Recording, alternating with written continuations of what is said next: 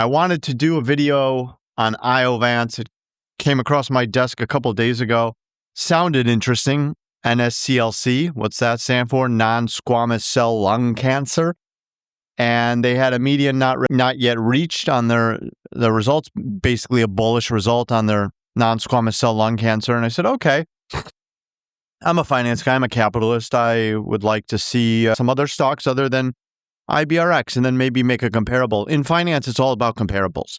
So I know IBRX. I know the strengths and the weaknesses of Immunity Bio. I don't know Iovance very well, but I spent the day researching and reading some of the data, putting together tables in Google Sheets, and I'm going to present to you kind of a bullish case study, and you can make up your own mind if this is a risk-reward profile that fits your portfolio or not. It definitely looks interesting to me, but let's get into it. Let's just get right into it, because why should I stall? Iovance Biotherapeutics, IOVA.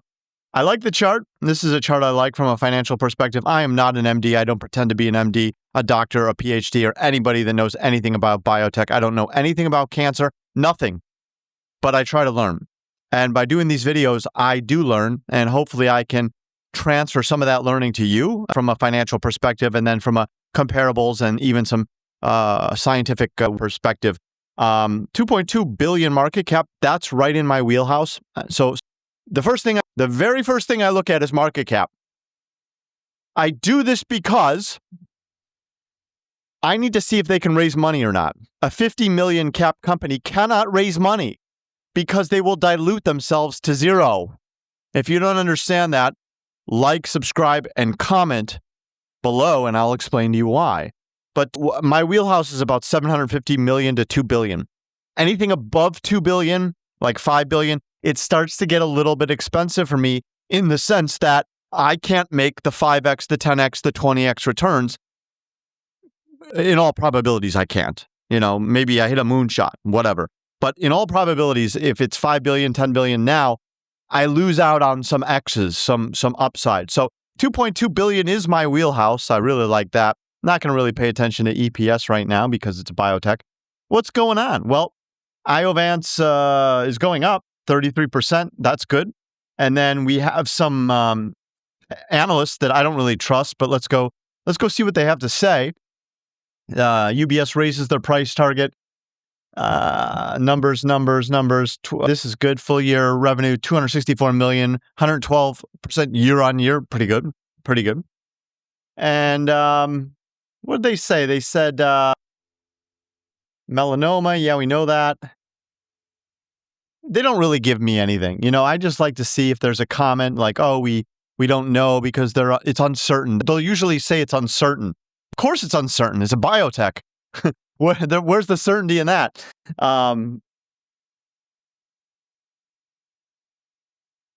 We acknowledge the potential of IOVA as an investment, our conviction, blah, blah, blah. They're basically saying it's risky, okay? But we know that, and we are here for the risk because we are here for the return on investment. And something like a 2.2 billion market cap investment can return to me 10 billion. That's a 5x. I'll take that.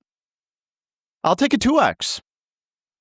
Anything above a 5x is, I must invest in this right now. So we're going to get to that. We're going to get to, is this a 5x, or is it greater than a 5x or less than a 5x? And is it going to get my capital? And how I'm going to do that is I'm going to go over IOVA. I'm going to call it IOVA because that's the ticker. I'm going to go over IOVA here just for the new person, the lay person, because there's a lot of investors out there on Twitter, just like me. They say, well, I only invest. I don't really know the tech. I don't really know the science. I don't know the specifics. I know Patrick Soon-Shiong from IBRX. I know he's a great man. And so in my learning process, I like to go through what the company's all about. So primarily uses tumor infiltrating lymphocyte, TIL. And TIL is an interleukin 2. So what's that? Well, let's go through with it. This is a personalized form of immunotherapy, just like IBRX's, that harnesses the patient's immune system cells to fight solid tumors. Their lead product is lifileucel, I'm not saying that right, Amtagvi, which is the first FDA-approved TIL therapy, or tumor infiltrating lymphocyte. Lymphocyte is good, that's bullish. Tumor infiltrates, so it's like a spy. It goes into the tumor, it infiltrates it, and then it corrects the problem, okay? That's my understanding from a finance background. TILs are naturally occurring immune cells, specifically T cells. Oh, that's really good because I know T cells fight viruses. T cells fight disease that infiltrate tumors and can recognize and attack cancer cells through this patient-specific tumor marker. Okay, that's cool. I hope maybe I won't do that. Maybe I won't do that. If you guys want to take a screenshot of this, there you go. There's your screenshot capability for use later. How TIL works, surgically removing a portion of the patient's tumor. This is news to me. This is called evasive, so they take it out. So this is a skin cancer or even an NSCLC remedy. So they're going to take out the tumor and then they're going to extract and expand billions of these TILs in a lab to reinvigorate them, infusing the expand TILs back into the patient. So to me, it means they're taking the tumor out and they're putting it back in the person's body, and the TILs can take over. Correct me if I'm wrong in the comments. Administers IL-2 to support the TIL's activity. This is different from IL-15, which IL-15 has the NIH and NCI backing of 2007. They said this is the key to curing cancer. This is an interleukin-2. This one-time treatment, I highlighted that, deploys polyclonal diverse T cells that target. Okay, so one time and done. That's pretty cool, right? FDA approved. So again, just like IBRX with the CIS bladder, they are also FDA approved with their Amtagvi. Lifileucel is FDA approved for adults with unresectable or metastatic melanoma. Metastatic means spreading. Melanoma, I know a couple words. So skin cancer, right? And it's the first cellular therapy approved for a solid tumor and has shown durable responses in previously treated advanced melanoma. This is really cool. I highlight this because it's important. Durable response in advanced melanoma, important. And then differentiation. I love seeing first because first is like what you have to be in the market to make money. It's the first cellular therapy approved for a solid tumor. That gives it differentiation. That potentially is why it's a $2 billion cap and not a $50 million cap. Okay? Approval. So this is like my logic behind things. This is the science behind it, which I don't really know, but I can get to the logic by using finance. That's the bridge that I offer you. Approvals have expanded to other regions, global expansion on deck. And then the pipeline, this is probably the most important. The pipeline is what drives the stock and the future stock value. Lifileucel and related TIL to advanced NSCLC, which we talked about. Strong interim data, okay? And durable response, median not yet reached after 25 plus months. Okay, so differentiation and median not yet reached is bullish. That's actually bullish. And their pipeline is cervical, head and neck cancer, endometrial cancer, soft tissue sarcomas. So it seems like in addition to skin cancer, they're going to be combining this with checkpoint inhibitors and various use cases. And that's really important for me because that can drive revenue. And from a P&L perspective, I'm looking at things that can drive revenue. You know, if you can't drive revenue, if you're stuck at $500 million a year, I'm probably not going to buy you as an investment. Improved tech, bullish. And then I wanted to do a comparable of, and you can screenshot this. This is for you.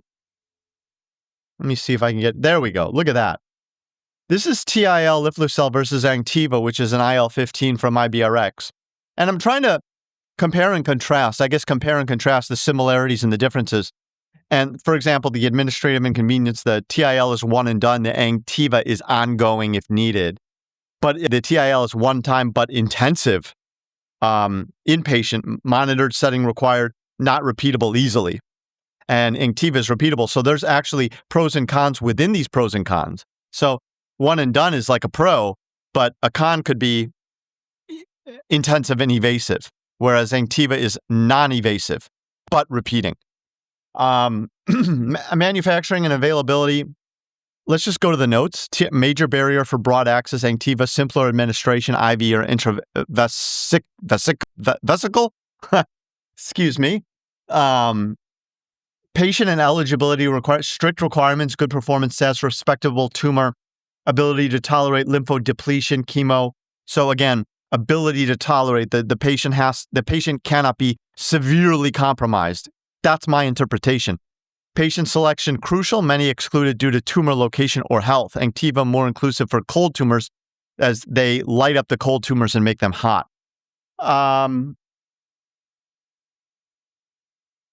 Efficacy in cold relies on pre-existing TIL quality quantity, may underperform if low tumor infiltration or suppressive microenvironment limits expansion, actively converts cold to hot by expanding NK CD8 cells. So both promising in checkpoint failure, TIL more tumor specific, but microenvironment dependent. These are just my notes, guys. You can agree or disagree with me. I'm just trying to bring information to light. Now, this is stuff that I don't really excel on. I'm trying to put it into context. TIL versus Amtagvi for comparables. IBRX, $8 billion cap. IOVA, $2 billion cap. Therein lies the value to me. $2 billion versus $8 billion. $2 billion is cheaper. More X's for me. But we have to confirm what we're looking at in terms of revenue. So let's do that. This is my bread and butter. 2025, 2026, 2027, 28, 28, and 2029. I got these from analysts' estimates. 61%, 50, 52, 40, and 30. Growth. Potential NSCLC accelerated approval, big market. Continued melanoma growth. Multi-indication scaling. So potential blockbuster status. When I see that and I see multi-lines, let's go back for a second. Multi-lines of cancer treatment, such as right